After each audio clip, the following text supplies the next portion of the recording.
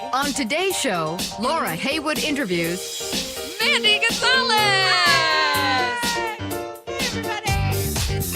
Mandy Gonzalez is, of course, Angelica Schuyler in Hamilton on Broadway. Maybe you've heard of it. She's also been Elphaba in Wicked, Princess Amneris in Aida. She originated the now classic role of Nina Rosario in The Heights. And before she was famous, she toured as a backup singer for Bette Midler. What? On screen, you've seen her in Julie Taymor's Across the Universe and the hit TV drama Madam Secretary. Her debut album, Fearless, shares a name with the inspiring squad she leads on social media.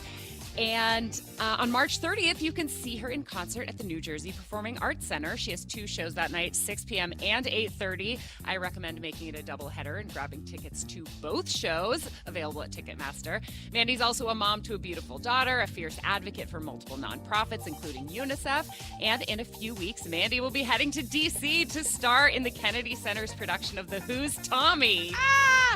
This is a busy woman, everybody. There's a reason they call her the Beast. Mandy Gonzalez. Welcome to Laura Heywood Interviews.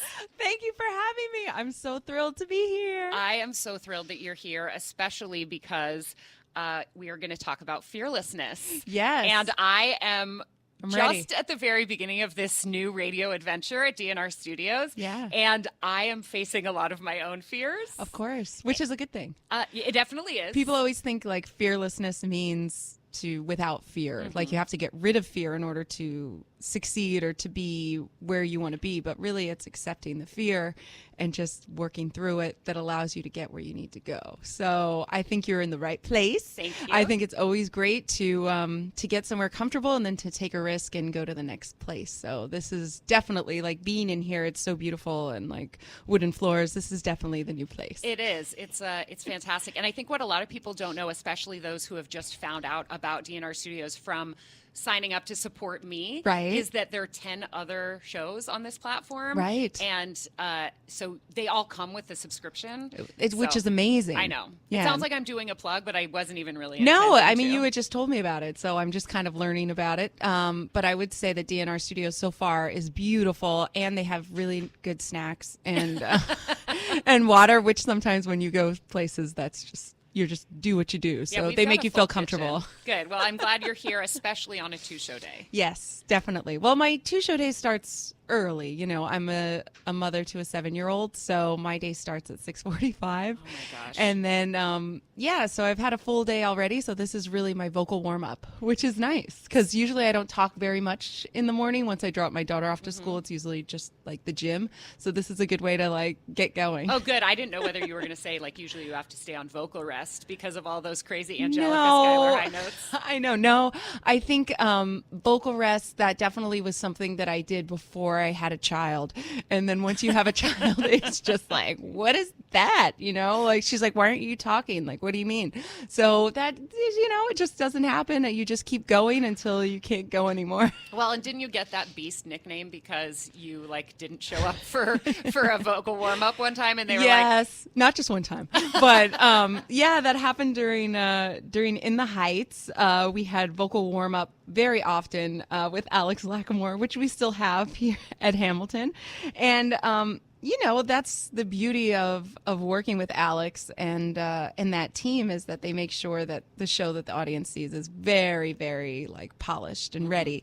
So we have rehearsals like every 2 weeks as a company, which is nice because sometimes when you're on stage and singing as a company, you don't really get to hear one another because you're standing on the other side of the stage. So sitting in a theater and singing together with just piano, acoustic, you know, it's just beautiful. So, but you know, there are times when you just can't show up not because you're flaking, but something else comes up. yeah, and you've got to take your daughter somewhere. well, yeah, or during In the Heights, you know, like you just don't know what's happening. So there was one time when everybody was in the theater singing, and somebody said to Karen Olivo at the time, like, where's Mandy? Why isn't she here? And Karen said, the Beast don't need no vocal warm up. So that the name The Beast has has stuck. Everybody calls me the Beast. When they see me, they say Beast. And at first I was like, what's the Beast? Like, what does this mean? Like, I have curly hair. Like, am I a beast? Like, Yeah, it's the opposite of the beauty. Yeah, Beauty and the Beast. I was like, what is it? What is it? But I now wear it with a badge of honor. So it feels good. Yeah. I always think of you whenever I see, like, I'm a beast in the gym, you know, or stuff like that. I'm like, yes, I'm part of Mandy's I hope so. team. I'm trying to, have the Beast come up with me in the gym and just get me there. So hopefully I can channel a little bit of that myself. Do you have to, speaking of the gym, do you have to work on being able to move and sing at the same time? Because one of the things that I'm always so curious about Broadway performers is how they do all that cardio and still have the breath support. Definitely. I think that, I'm a singer who moves well. You've Let's said that just to say me that. before. I don't It's so buy it. true. It's so true. When we had to dance, I mean, one of my worst auditions, it's always that thing of fake it till you make it in our business. And so if somebody asks you, can you do this? It's always, yes, and I can do this. And, but then you don't expect that person to actually ask you to do it. But there was one audition when I was first starting. I think I had done Eli's Coming at the Vineyard Theater. And so I was starting to get my name out there. And so people would call me in for auditions. And this one audition I went to, the choreographer saw me at Eli's Coming, and he was like, oh, well, Mandy can dance. Like, we already know you can dance. So we're going to have you sing, and then whoever the accompanist was, we're going to have him play music, and then you're just going to dance along. Like, just come up with something. And I was Freeform? like, yeah, like freeform dance. And there were people warming up outside, like doing the splits, and I've never been able to do the splits. I blame it on my, my height, but I'm just not like a limber person. And so it was my worst nightmare. So I sang my song, I killed it. And then they were like, okay, here we go. 5, 6, 7, 8. And I swear, like, I just started doing like pushbacks. I did like a couple pirouette turns. And then I stopped and the music stopped and there was just silence. Like, they were just like, this is horrible. And it's just who I am, and I've learned to accept that. But fearless, I did it anyway. Yeah. But I think, for performers that do have to move and sing at the same time, it's part of, once you start doing an 8-show week, it's just part of getting into that groove and finding where you have to work a little bit harder, where you have to pull back a little bit. But really, Wicked was my biggest training session for that, because they had a treadmill upstairs that Adina Menzel used to run on and sing, and they were like, this is a great thing for Elphabuzz because you have to run through trapdoors. And I was like, what do you mean? Like, I don't know what that is. and then I did that. So I sang the songs as well as like run, and I did that in my Brooklyn neighborhood as well. But it really prepared me for that role because the dress weighs like 8 pounds and the broom's heavy, and you do have to run up trapdoors and all that kind of stuff. So that kind of prepared me. And then getting ready for Angelica and having to wear a corset 8 times a week, it changes your lungs. Yeah, it really changes your breath support. So you have to remind your body before you start to breathe from your diaphragm and to breathe a little bit lower than you normally would. So everything in your throat doesn't get tight. So it's just a matter of like trial and error, doing the 8 shows and then going, oh, I'm really tired. Oh, okay, because this isn't working for me, or what. So it's just really listening to your body. So just to clarify, there was a point at which you were going for runs in Brooklyn singing Defying Gravity at the top of your lungs. Pretty much. I would pay to see that. I would pay so much to see that. Well, it's funny. It's like, it's in Williamsburg in Brooklyn. Before Williamsburg was Williamsburg, we moved there in the year 2000. And, it was when a few people wanted to live there. My husband's a painter, so he had a studio there. And now, like, artists can't afford studios there. It's like a whole different thing. So I think now the norm would probably be to see, musical theater actors like running in Brooklyn. At that time, I definitely wasn't the norm, but people just thought I was like, I had, problems or something. Yeah. Who knows? That crazy lady sure has a great voice. Right. She's on pitch. Wow. No, but the thing is that living in New York and living in like a Brooklyn apartment, you have to, I come from California, and so I lived in a house. It wasn't a big house, but it was a house, which had a yard, and you could sing and the neighbors couldn't hear you. But in Brooklyn, everybody can hear you. So it's a matter of also getting comfortable singing in your apartment building.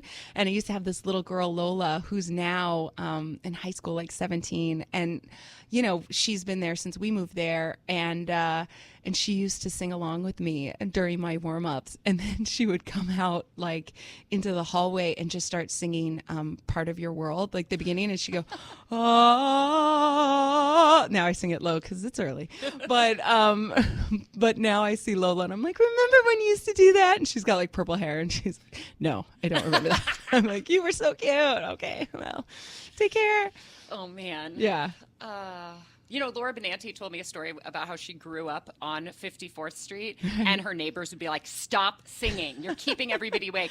And then she now goes to does shows at 54 Below, like less than a block away. And those same people are paying big bucks to hear her sing. It's She's so like, true. You should have enjoyed it while you had it. Well, I say the same thing about my brother and sister because we had this rule in my family, no singing at the table because I was the only. We had that rule too. Did you really? Mm-hmm. Oh, what do you mean you have that rule? You still have that rule? No. Well, I guess probably. I mean, I still spend a fair amount of time with my parents. Yeah. I still think they wouldn't let me sing. Oh, it's so funny. But now, you know, my brother, he comes to, you know, with his wife, they come to Hamilton, they come to everything, and they're like, I'm very proud of you. And even though, you know, I was so uncool, like growing up, in his eyes, I think he always had a little bit of pride. So that feels good. Yeah. You know, there would still probably be no singing at the table and things like that. Now it's my daughter who actually tells me not to sing too much. Like, Mom, you're so annoying. She's just like, just be quiet. Like, let me do it. Oh. I'm like, oh, okay, well, cool. Is she going to be a performer? I don't know. I think she'll probably be a director.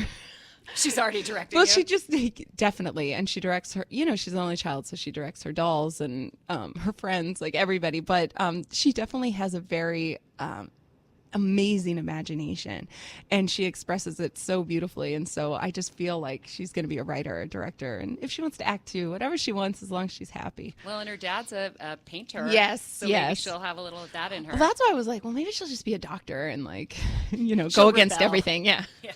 Which I'm totally cool with. So I did a little math last night, and I was looking at the date you started at Hamilton. Yeah. It was like exactly 2.5 years ago. Really? Yeah. Wow. Last week. So, because I think you started on the 16th of September. Yeah, in I 2016. Did. Right. Which makes, so the 16th of March was 2.5 years to the day. And then I figured out if you were doing 8 shows a week. Yeah. And you are, but I mean, you've obviously had some days off here and there. I think it would be about 1,050 shows. Oh my God. And I don't know how many days you've taken off, but I'm guessing you're just about at your 1,000th performance in Hamilton. I'm sure it feels that way. I think I feel very proud about that. That's like how amazing. Many people have anything they've done 1,000 times in their life? I don't know. I think oh wow, that's very it's so crazy because it goes by so fast. You know, when you're doing something that you love, it's like, oh wow, this really, I feel like if I didn't have my kid, I wouldn't really feel like time has passed. Mm-hmm. But, you know, when I started, she was 4.5, I guess, and now she's 7. And it's just like, wow, like her life has changed so much. You know, now she's reading and she's doing all these amazing things. So, but being able to do something you love, and it's really like how my life has changed is kind of incredible, like through Hamilton, you know, through this experience. Do you understand Angelica in a different way than you did when you started? Like, are you still learning things about her? Oh, and I don't mean the historical character. Yeah. I mean, well, there's not a lot written about her. Mm-hmm. So I think so much is left to the imagination and to the person that helped create who she is in the Hamilton stage, which is Lin-Manuel, Tommy Kail, Alex Lacamoire, Andy, and Renee. Yeah. So I think that. But I think that I understood who she was from the beginning, because I felt like I've always been a leader. I've always been a protector, even though I'm the youngest in my family, which is kind of weird. But I'm always the one to kind of keep us all together. Like I'm the one that, I guess because I'm so nosy, I'm the one who calls and I'm like, what's happening? What's happening with this person? What's happening with that person? But I'm also a mother, and I feel like being a mother, I've had to find my voice a lot more. And being a performer, it's so much about like just getting the job and trying to fit into the mold of what that is. And when you become a mom and you have to, when I became a mom, you know, it wasn't like I had a job to go back to. You know, I wasn't in a show, and so I had to really start again and audition, and now I was auditioning from this perspective of casting directors that knew me, and now they knew I was a mom. So they put me into like a different category, and so that was like a very interesting thing because like I've never wanted to be in anybody's like category. So I decided to start creating my own things and my own space, and started doing concerts and started writing children's books and doing things like that. And so by the time I came to Hamilton, I felt like I knew what it was to fight to be heard, you know, and so, but now I don't know, I see so much more of her every day just with sacrifice, and I feel for her, you know, that I know that she would have been on that stage right with Hamilton had she been alive right now. You know, she just was an incredible woman. Yeah. I want to hear about what's happening with The Who's Tommy. Oh my gosh. Well, I'm so excited. I'm so excited to work with this cast. It's actually one of my favorite scores. You know, when I was first coming up and I auditioned, my first audition was when I was 19, and I saw in the Village, it wasn't the Village Voice, it was like the Daily News in Los Angeles, and I was going to Cal Arts. I saw an advertisement for Rent for the tour or whatever. I had just seen Rent on the Tony Awards in 96, and I'm dating myself, but that's okay. I'm proud of it. We're the same age, girl. I'm proud of it. But it changed my life because I was like, oh my gosh, they look like me. And Daphne Rubin Vega is Latina, and she's on Broadway and she's singing rock and roll. Like, this is what I want to do. And so I told my mom, we have to submit my picture, which I had like my high school photo from like whatever, and my resume. And then I got a call from Bernie Telsey's office that said, I think they said I had a callback. And I didn't realize that the callback meant that I had a call to wait in line with other people for Rent. But my mom, I begged my mom, and my parents put together their money, and they bought plane tickets for me and my mom to go to New York. And we stayed at the Novotel, which is right above the late night show, or like across from there. And, right on Broadway. Right on Broadway. And I waited in line, and I brought my sheet music with me, and my song was Acid Queen. That's awesome. From The Who's Tommy. So I know I'm not the acid queen in The Who's Tommy, but being able to do this show is total full circle moment for me, because that song allowed me to get all the way through. I never booked Rent, but I made it all the way to meet Bernie Telsey, who completely changed my life and my career, and has pretty much, aside from Cindy Tolan, and who else? I can't think of who else, but has cast me in most of my shows in New York. So I give The Who's Tommy a lot of credit for where I am.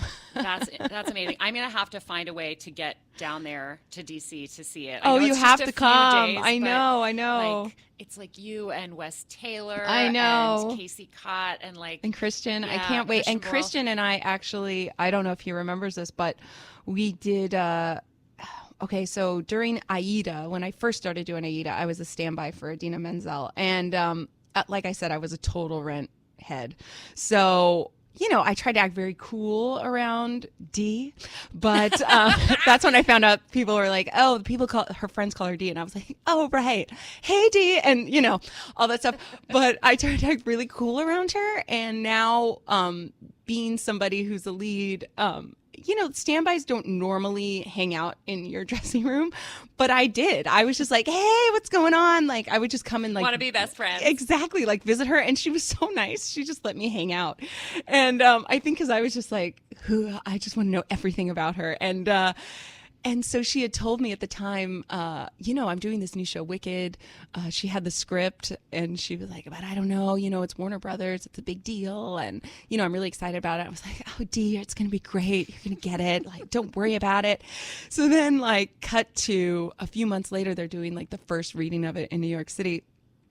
And, I was asked to be, Joe Mantello has also been really wonderful to me. And he always would ask me to be a part of like the ensemble for different projects he was doing. And that was one of those projects. And so I was in the ensemble for the first read through of Act 1 of Wicked with Christian Borle and Celia Keenan Bolger. And I think Sutton was also in the ensemble.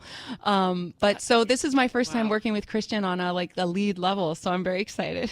Yeah, I got to book my tickets. Right. And then speaking of booking tickets, you've got a couple of concerts coming up on Saturday the 30th in New Jersey. Yes. It's not just Fearless this time. No. Is it called Beyond Fearless? It's called More Than Fearless. More Than Fearless. And it is directed by Richard J. Alexander, which I'm really excited about. Oh my gosh, he's amazing. He's amazing. Musical direction by James Sampliner.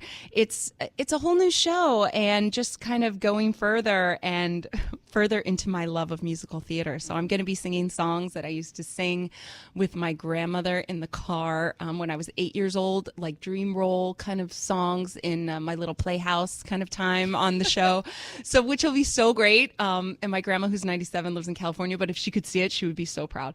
But so I'm excited because there's so many roles that I want to do. And there's so, people think, oh, will you sing this or you sing that? But like, I am a theater, lover. I love musical theater. And spectrum. So that's part of concert is that I get to play and be whatever I want to be. Like I can sing Mama Rose now, which I love. And so, so I'm excited.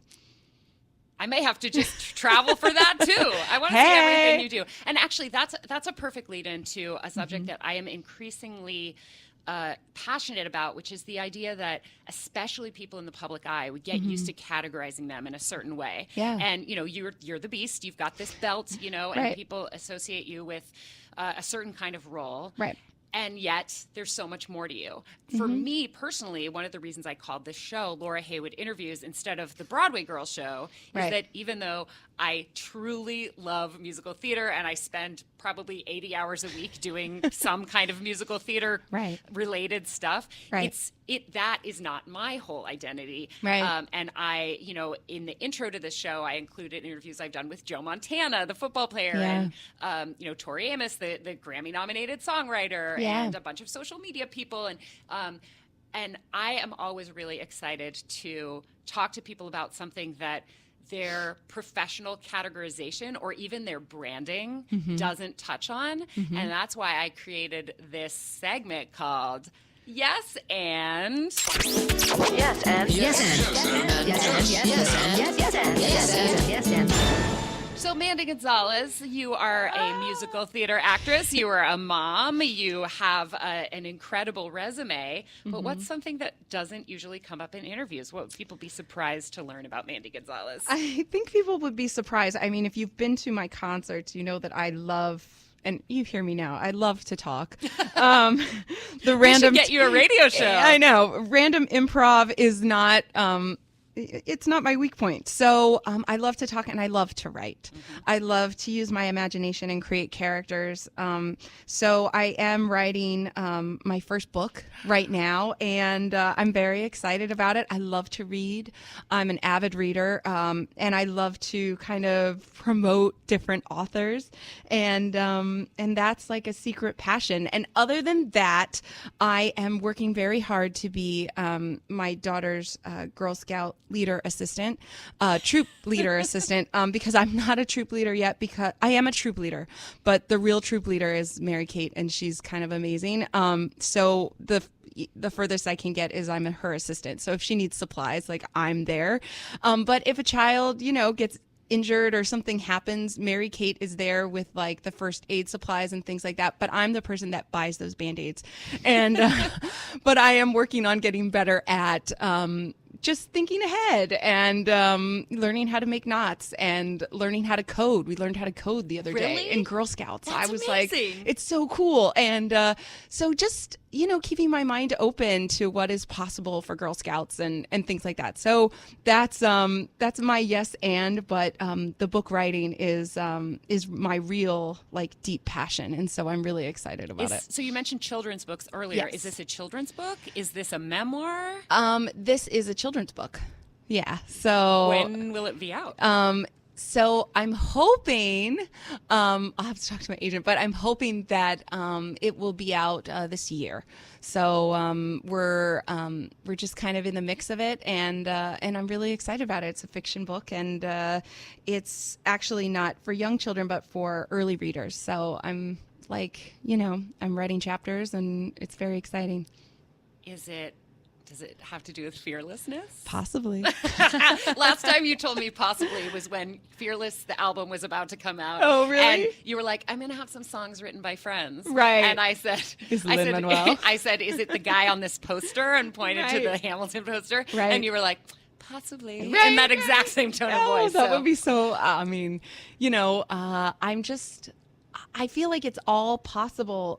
These things, like I said, being a new mom and having the door shut in front of me because of different reasons, not this enough, not that enough, and having to work and to feed my family and to figure out, okay, well, who am I? Who do I think I am? So I think that I've been able to create a platform for myself that is so fulfilling and exciting, and so I'm creating it, and that's a part of just not just having to be the person that's hired. I want to be the person also behind the table. It's so funny. I actually pulled a clip of the last interview we did together. Oh, okay. Hopefully I didn't say the same thing.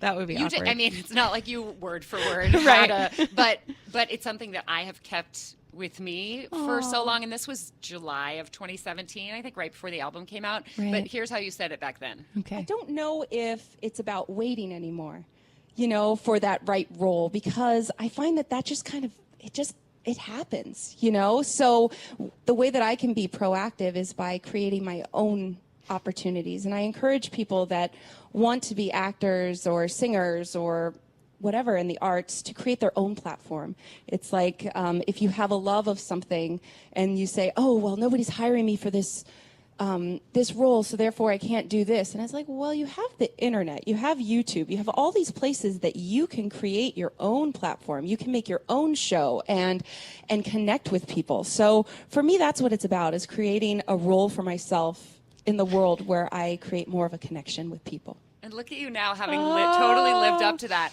And you know what I hear when I listen back to that, and what I have kept, has repeated in my head ever since? This. You can make your own show. You can make your own show. You can make your own show. And guess what? Oh, I love it. Here we are. Woo! I made my own show. See, I think that it starts with you. It does, and it starts with who's ever listening. If you feel like, well, I want to do this, but I don't know because I don't have the money and I don't have producers and I don't have this. Just start writing, start creating. Or somebody, the other day told me, well, I want to have a bigger platform on social media so I can start to do, different changes and things like that, but I can't get more viewers. How do I do that? It's like, okay, what is it about you that you love? What do you want to share with your viewership? And so I think that it's not taking yourself for granted, that your dreams can be a reality. It's you that puts the walls in front of yourself, Totally. So I feel like yeah. people so often forget how important practice is, and they want the audience before they've necessarily gained the skill. Mm-hmm. And one of the great things about being an early adopter of Twitter, for me, right. Which, by the way, it's been more than 10 years now since I launched my Twitter account. Right. We launched Laura Heywood Interviews to celebrate the 10-year anniversary of Broadway Girl. And I didn't have anybody paying attention because people weren't really using Twitter Right. at that point. And by the time social media marketing became a thing, I was really good at it. Right. And I sort of was already good at it when it started because it's very much like being a co-host on a radio show, chiming in with one statement that has humor, information, and is very brief. That's Right. like what a tweet is. Right. And so what I tell people who say, I want to have a YouTube channel, but I can't get any viewers, is like, make the content. You just have to start. Keep making the content. And you have to fall a lot, you know? Right. And do you really want you want to encourage people to watch while you're falling? I mean, that's its own kind of content. They'll watch eventually, you know? yeah. But that's the thing, is that you have to feel, you know, some people will be like, well, I don't want to put it out on YouTube because then people will comment and say bad things, or, you know, so don't read it. You know, keep putting it out there. You know, I've had people say the worst possible things about me on, you know, videos that are out there about me, on reviews that have been written about me. They say great things too, but it's like, you got to believe, if you're going to believe the good stuff, you got to believe the bad stuff. Just don't read it. Don't read any of it, and just keep going. Or even if you want to make YouTube videos and you don't want people to see your first attempts, you can make them and not upload them. Exactly. Like, what if you made 10 that were just... For your mom. Or just for your practice. Exactly. Practice is so, so, so underrated. Yes. And that's one of the reasons that, like, at the beginning of the show today, it was probably like, I don't know, a second of dead air. Right. But I was like, oh my gosh, that was so terrible. And Right. people are going to think I'm bad at the radio. And then I'm like, Right. no, I'm new at this. I'm not new at being a radio host, but the last time I had to press the buttons and do Right. the talking was 15 years ago. I get it. And I think it happens with people also on stage. There's this idea of having to be perfect at everything. And I don't know if it's a societal thing or what, because you're so quickly, people can quickly judge you on a larger platform, you know, that you don't want people to say anything about you because it's embarrassing. And I think that it just happens. There's no such thing as perfection, you know, and I think I only know that because I learned that, you know, because I think I strive for it. And that's why I think we are where we are, where we've gotten to. But along the way, we've learned that that's just a part of that leads us on the road. And once you're on the road, you know, it's like you have all those different paths that you can take. So it's definitely something that social media encourages too. We post the filters, Right. and we edit out the pictures. I mean, when I don't know about you, but when I look back at my baby pictures, half of them are like blurry, or somebody's looking the wrong direction. You had to take them to like a place like Target or and you only CVS. had so many shots on a roll of film. It's true. Sometimes I feel like a complete endless. like grandmother when I talk about stuff like this. I know, and I'm I like, know. we didn't have Google But back it's not then. that long ago. I It's know. like, Well, but even when you were like, I moved to Williamsburg in 2000, and I'm like, that was 20 years ago. I know, Doesn't but it isn't feel that like crazy? It just happened? It just happened. And I remember because, you know, we moved there, and when I got there, I got into the apartment, and we were in this like railroad apartment, and I was like, I did it. Like, I don't know about this, but I always felt like I was home. You know, I always felt like, okay, now I'm in New York. Now I can make it happen. And I went and I got a job at Dean and DeLuca because I watched that show Felicity with Carrie Russell. And He's back on Broadway. I know by he's the way. back on Broadway, who I want to see and burn this. But I was like, she worked at IC Dean and DeLuca in Soho. That's where I'm going to work. And then they're like, well, actually, you know, we have a job in the basement, so you can work there. And it turned out to be great because then I had time to audition afterwards and all that stuff. But I just felt like when I moved to New York, I was home. You know, this was the place for me. And I still go home to California. My family's there. But I feel like, I don't know, now that I'm getting older, I feel like my home has become a little bit more global, you know, and it's become with people that have the same shared interest as well. So that's interesting to me too. I like that you have, through Fearless Squad and through your own social media, you've let people know it's okay to not be perfect. And that brings us to a segment that I don't have the sound effects for yet, but that I am very proud of the title of, which is Tweets and Sass. Let's sing it. You sing it. Tweets and sass. I totally talked over you. Can you please do it again so I Sure. can use the audio later? Sure. Tweets and sass. Yay! That may be my sound effect that I use cool. from now on. As long my as friend I and have your permission. I, who's now an agent, my friend Jody Bowman, we used to sing that score in high school, like That's chorus line. during drama, like during lunchtime, because she had a car. Her parents got her a car, and so she would drive us to get pizza, and we would sing chorus line. And Rocky Horror Picture Show was a big one. And did you think that the line "tits and ass" was hilarious? Oh, we loved it. We loved everything about it. I never thought that I would work with Priscilla Lopez after that, but when I did, I was, I totally geeked out. It was one of those Adina moments, and then she's like, "Call me Pilo." I was like, "Pilo." Now I call her P because that's my You've got P letter and for her. You got D. I got P and D. Hey. And what do people call you other than Beast? Mandolin. Yeah. Because you're Janet, an instrument. I guess so. Janet calls me that. Janet's a call. So the Tweets and Sass is all about social media. So let's give the rundown so people can follow you everywhere except like on the street. We Yeah, don't that people would be following you great. home. Yeah, I don't need that. So Twitter is at _ Mandy Gonzalez with a Z, like Liza. Because and it's funny because my dad gets like really offended when he sees my name on something and it has an S, and he's like, "It's two Z's, like we were Gonzalez." And I was like, okay. So I always say it's Liza. I mean, it's like Liza with a Z. People ask me, like I say, random talk, this is me, but people ask me what my first concert was. And 8 years old, it was Liza Minnelli, because that's just who I was, who I am. So remember, Gonzalez with a Z. two Z's. Yes. Okay. So Twitter is at _ Mandy Gonzalez. Instagram is at Mandy.Gonzalez. Yes. Also with the Z's. I know. There's a lot of Gonzalez's. And then on Facebook, it's just Mandy Gonzalez. Just Mandy Gonzalez. Hey. I think on any of those platforms, if you search Mandy Gonzalez, you'll find you. So you don't have to necessarily put a lot of like brain energy into remembering, is it the underscore, is it the dot? Exactly. Just search Mandy Gonzalez. Just search Mandy Gonzalez. And usually, I leave all of my messaging open.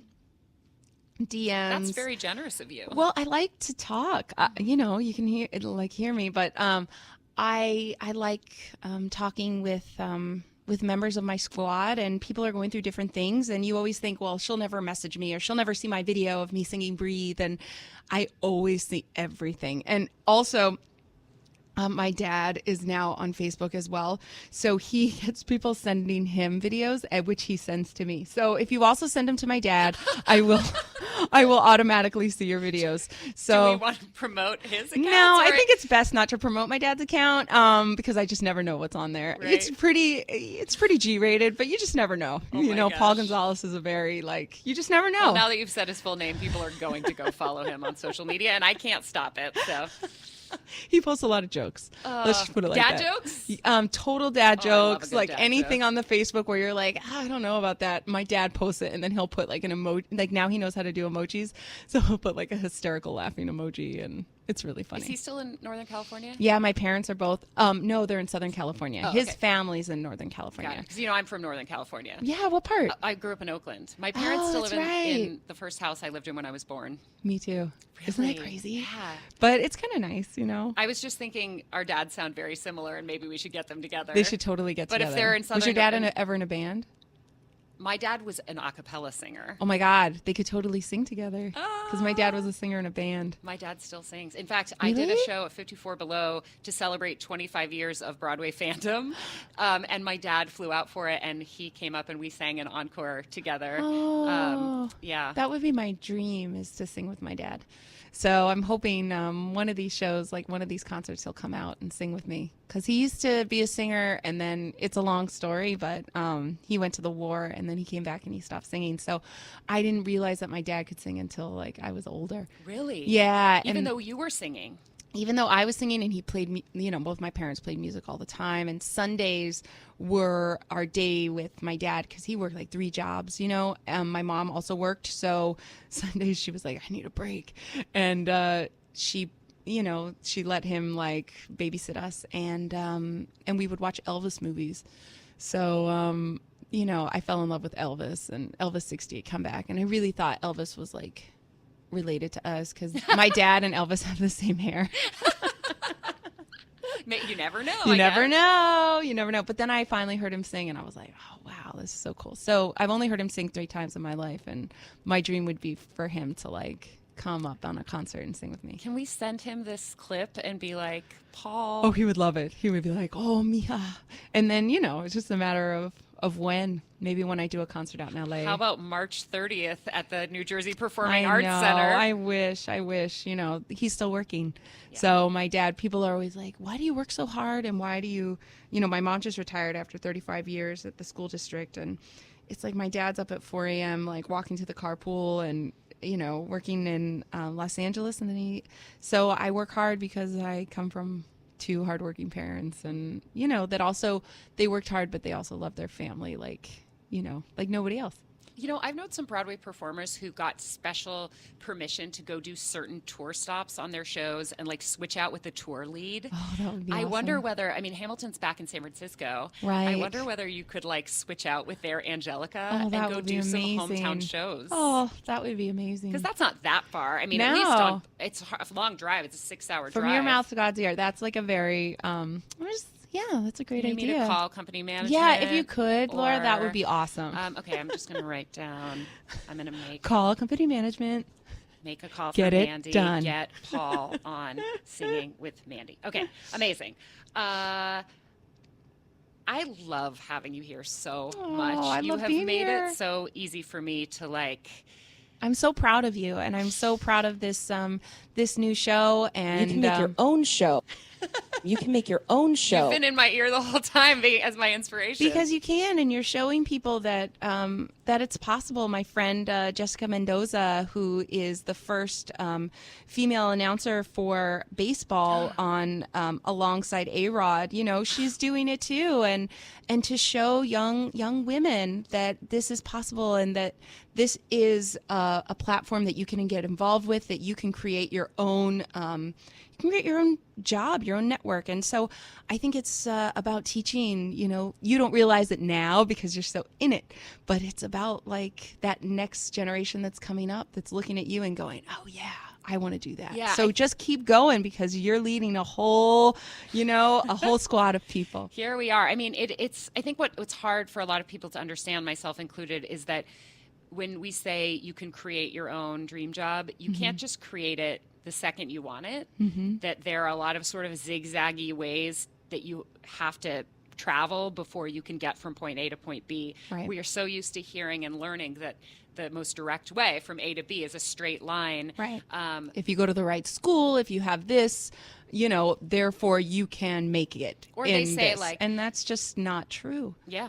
People go like, Laura Heywood has this Twitter account, and so she gets to go see all the Broadway shows for free. So I'm going to get a Twitter account, and then I can see all the Broadway shows for free. Yeah. And I'm like, but they don't know. They don't know like the calls you've made. They don't know all of the contacts you've had to make. Yeah, the fact that I was doing radio for 15 years before a Broadway girl. People. I think because of the way that I write, and especially wrote while the account was still anonymous, the Broadway girl narrative. People think that I'm like 25, right? Which, look, I'm not. I don't object to that, except when it comes to like how fast this all happened for me. Right. And my favorite thing is the look on people's face when I go, I was born in the 70s, right? And right. then they're like, what? Right. Well, I have the name. Born in the 70s. But. Well, I have the name Mandy, so right. That just kind of gives it away because I'm named after the Barry Manilow. So you're not Amanda. Hit. I'm not Amanda. I'm Mandy, named after the Barry Manilow hit. And it's funny because my parents named my sister Monica and my brother Anthony because they were like, we want to have names that can also be like Latin names and this and that. And I think by the time they got to me, they were just like, well, we like this song, so we're just going to call her Mandy. Like, you know what I mean? Like, I was like, where's the Latin name? Come on, you guys. Amanda. I'm like, Amanda, like something. But here I am. Do you ever perform that song? No, but I would love to meet Barry Manilow. It's still one of those songs that if somebody does sing it to me, they act like it's very cheesy, and in the moment I'll act like, oh yeah, that's really cheesy, but inside I'm kind of like melting because it's just there's something about it I find really just charming, even though I know like people say it's about his dog. Like, I don't care. It's still like I've never heard that. It still like means a lot to me. So if you see me on the street, don't be afraid to sing it. That's how I feel about Tell Laura I Love Her.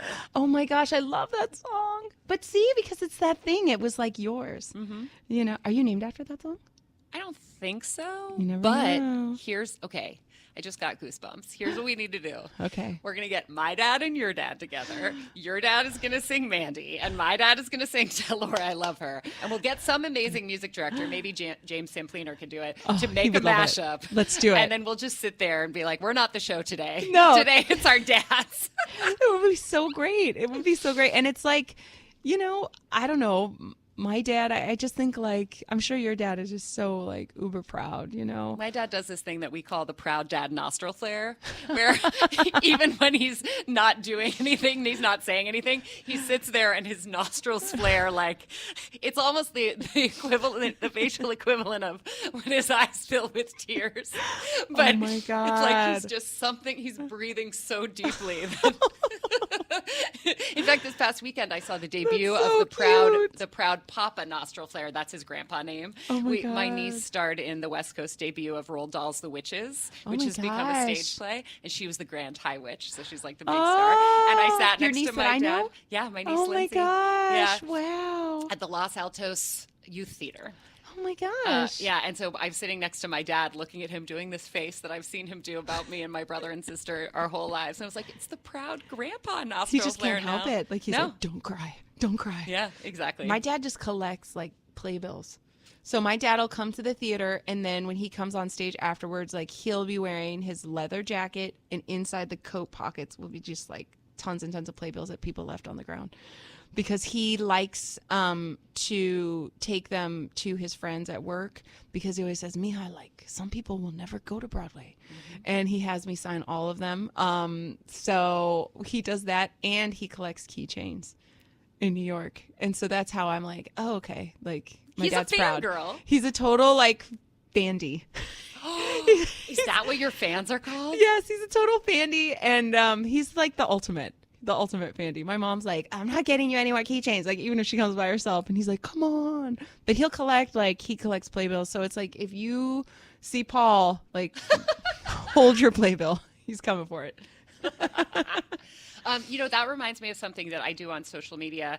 I think a lot about the people who can never come to Broadway. And in fact, one of my goals is to make them feel as close to it as possible, and to kind of live vicariously through me, which is one of the reasons you will never see me complaining about anything, because except maybe like our current political administration, Right. but I just want people to be like, man, if I was in New York, that's what I do. And I actually created this Facebook group called the Kindness Group Playbill It Forward, where anyone in the world, I will send a playbill at my own expense, a randomly selected playbill, if they will commit to doing an act of kindness for like an intentional act of kindness, something they wouldn't otherwise do, with the goal of making kindness go viral. Oh, I love that. And so I pick up all the playbills too. I had to suspend sending beautiful. them out for a while, because I just was spending so much of my own money on Of it, and I was course. having trouble buying groceries. Of course. But That's beautiful. now that this show is on the air, this afternoon, I wasn't even planning on announcing it, but this afternoon I'm opening it back up, and I'm going to start sending playbills out again. Oh, that's great. Yeah. Well, I'll be giving you those playbills. Great. And Maybe I'll we can get some throw from my in dad. A few signed ones. Yeah, I would love to. I'll get the sisters to sign it for sure. And speaking of good deeds, I think we have time for one more segment. Why would we do one more segment? Just cause!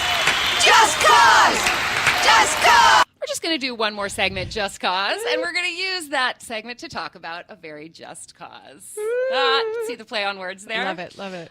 Mandy, you are very connected with UNICEF. Yes. Talk to me about that.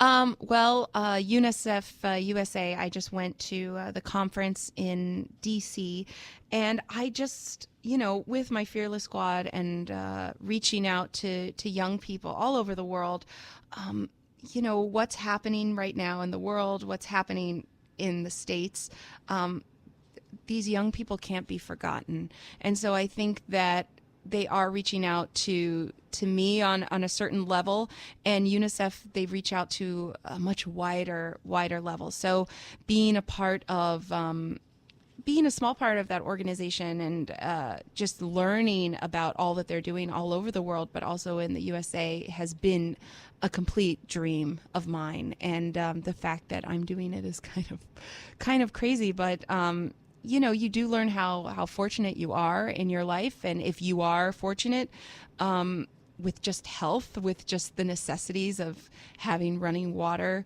Learn about those that don't and see how you can help. So I would suggest going to Twitter, to UNICEF USA, and seeing how you can help. And because there's so many things that they're doing just within your community that you don't know about. There's so many people that are coming over, that are refugees, that are people that you can help, because the more we help, the more we make our communities better and stronger. And this is the future.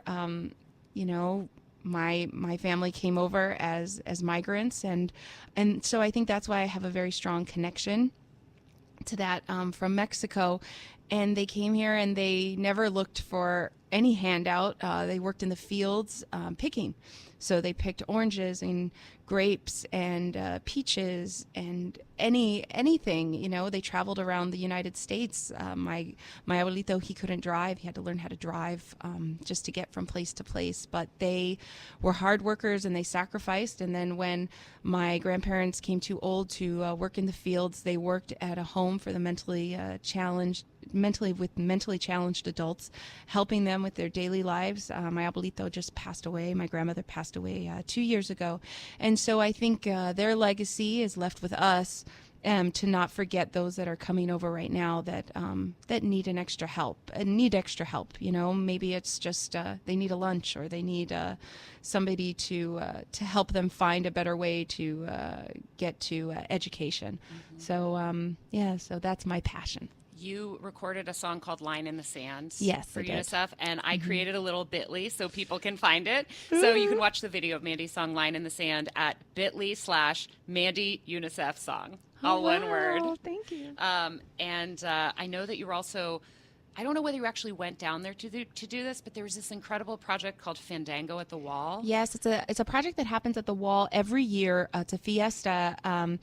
And it's at the border, because there's not a wall yet, thank goodness. But at the border, there is a mesh fence between Tijuana and San Diego. And artists from both sides, musicians from both sides of the border, from the Mexican side and the American side, they play music together.